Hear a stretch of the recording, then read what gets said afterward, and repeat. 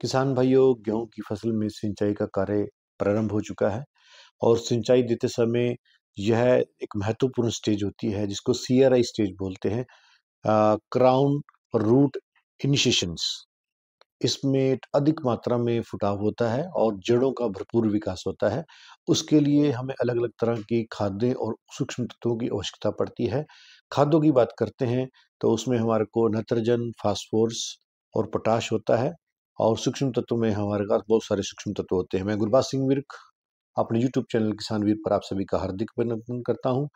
पिता समान बुजुर्गों, नौजवान साथियों, मेरी माताएं बहनें जो कृषि से सहायक कार्यों में अपना महत्वपूर्ण योगदान दे रही हैं, उन सभी को सत श्री अकाल, नमस्कार, आदाब। किसान भाइयों, मैं चर्चा कर रहा हूं कि इस स्टेज के ऊपर ग्राउंड रूट इनिगेशन के ऊपर जो प्रारंभिक अवस्था होती है, जब गेहूं ने भरपूर मात्रा में फुटाव करना, जहां से कल्ले बलते हैं और यहाँ से हमारी सफलता की नींव शुरू होती है। हमें बहुत ध्यान देना चाहिए कि इस स्टेज पर हमने किन किन सूक्ष्म तत्वों का प्रयोग करना है और कितनी मात्रा में करना है और किस विधि के द्वारा देने हैं।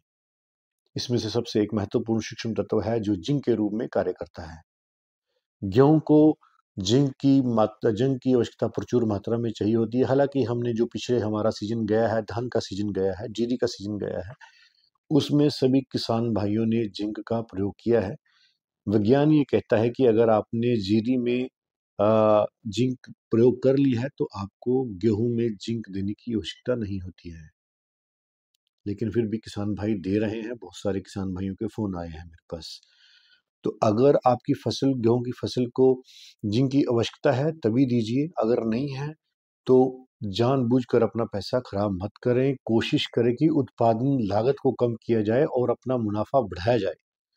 हमारे किसान क्या कर रहे हैं कि उत्पादन लागत को भी बढ़ा रहे हैं और उत्पादन स्तर उनका नीचे गिर रहा है।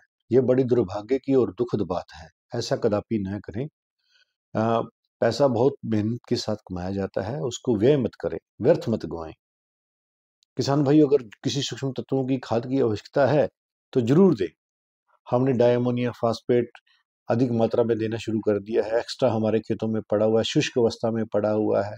हम माइकोराजा और एजेक्टोबैक्टर पीएसबी, कंसोटिया वगैरह प्रयोग नहीं करते हैं, जो हमारी शुष्क अवस्था में पड़े हुए डायमोनिया फास्फेट को मेल्ट करके, एक्टिव करके हमारे पौधों तक पहुंचाया जा सके।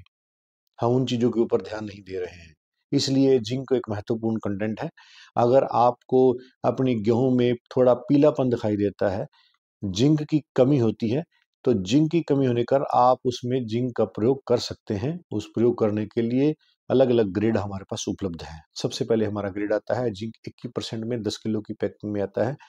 किसान भाई, जैसे ही सिंचाई करते हैं, सिंचाई करते समय आप ध्यान दें, आपने हल्की सिंचाई करनी है। ज्यादा सिंचाई या भारी सिंचाई, ज्यादा पानी नहीं देना है, तो जिससे कि खेत में पानी खड़ा रहे और ऑक्सीजन की मात्रा ना उपलब्धता होने के कारण जड़ों को हमारा गेहूं कई बार पीला पड़ जाता है। तो ऐसा कदापि ना करें। हवा का बहाव तेज चल रहा है। जब बुझाई करी थी तब भी तेज था। आजकल भी पिछले 2-3 दिन से हवा काफी तेज चल रही है, जिससे हमारा पानी जल्दी सूखा जा रहा है। लेकिन आपने ध्यान रखना है कि सिंचाई हल्की करनी है। दूसरा, जिंक 21% आप जैसे सिंचाई करते हैं, 2 से 3 दिन बाद आप जिंक का प्रयोग कर सकते हैं, 21%। उसके प्रसाद हमारे पास जो अगला ग्रेड आता है वो जिंक 33% आता है। इसकी जो कुल मात्रा है वो 6 किलो प्रति एकड़ के हिसाब से आपको देनी है। आप किसी भी प्राइवेट कंपनी का लेते हैं तो आपको 4 किलो की पैकिंग में जिंक मोनोहाइड्रेट 33% प्राप्त हो जाता है। और जो अगर इफ्को के सेल काउंटर से लेते हैं तो आपको 5 किलो की डोज रिकमेंडेड होती है। पहले इसकी पैकेजिंग 5 किलो में आती थी, लेकिन उत्पादन लागत, उसका रेट ज़्यादा होने के कारण मार्केटिंग स्ट्रेटजीज को ध्यान में रखते हुए प्राइवेट कंपनीज ने इसको 4 किलो की भर्ती में दे दिया। तो ये 2 तरह के ग्रेड मैंने आपसे बात करे हैं, जो आप नीचे दे सकते हैं, छिंटे के माध्यम से दे सकते हैं। और तीसरा जो महत्वपूर्ण ग्रेड है, जिसके मैं पक्ष में बात करूंगा, जिससे आपकी उत्पादन लागत कम होगी और आपको एक्सीलेंट रिजल्ट प्राप्त होगा, जो हम पिछले 4 साल से कर रहे हैं। चिलेटेड जिंक, लिबरल जिंक के नाम से जो जानी जाती है। चिलेटेड जिंक का आधा किलो का एक पैकेट आता है। किसान भाई उस आधे किलो को 3 एकड़ में कर सकते हैं। ये देखिए कितना लाभप्रद होगा। आधे किलो की डोज आप 3 किलो में चिलेटेड जिंक का प्रयोग कर सकते हैं। पत्तियों के द्वारा यह जो जिंक है अब्जॉर्ब की जाती है पौधे में, और पौधा प्रकाश संश्लेषण की क्रिया के माध्यम से जितने भी माइक्रोन्यूट्रिएंट पत्ती के माध्यम से देंगे, उतना ही हमारा जो पौधा है स्वस्थ, निरोग और फुटार होगा, और वो जो तत्व हैं वो जड़ों तक का विकास करने में अपनी सहायक भूमिका निभाएंगे, जिससे हमारी जड़ों का भी भरपूर विकास होगा। हमारा जो गेहूं का तना होगा वो मजबूत होगा, मोटा होगा, और टिलरिंग बेशुमार करेगा। इसलिए मैं चिलेटेड जिंक के पक्ष में हूँ। किसान भाई, यहाँ बहुत सारे किसान भाई हैं जो बाजार में जाते हैं, लिक्विड जिंक लेके आ जाते हैं। बहुत सारे किसान भाइयों के फोन आते हैं कि हम लिक्विड जिंक ले आए हैं, बीसी कंपनी का ले आए हैं। तो आपने सिर्फ उसी जिंक का प्रयोग करना है जो हमारे कृषि विश्वविद्यालयों के द्वारा, हमारे केंद्र सरकार के कृषि विश्वविद्यालय हैं, राज्य सरकार के कृषि विश्वविद्यालय हैं, वहां से अनुमोदित हैं, जहां वहां से प्रमाणित है। तो हमारे पास 3 ग्रेड प्रमाणित हैं। जिंक 21%, जिंक 33% मोनोहाइड्रेट आता है, 6 किलो की पैकेजिंग में आपने देनी है, और जो 21% जिंक आता है वो आपने 10 किलो की पैकिंग में आता है, वो देना है।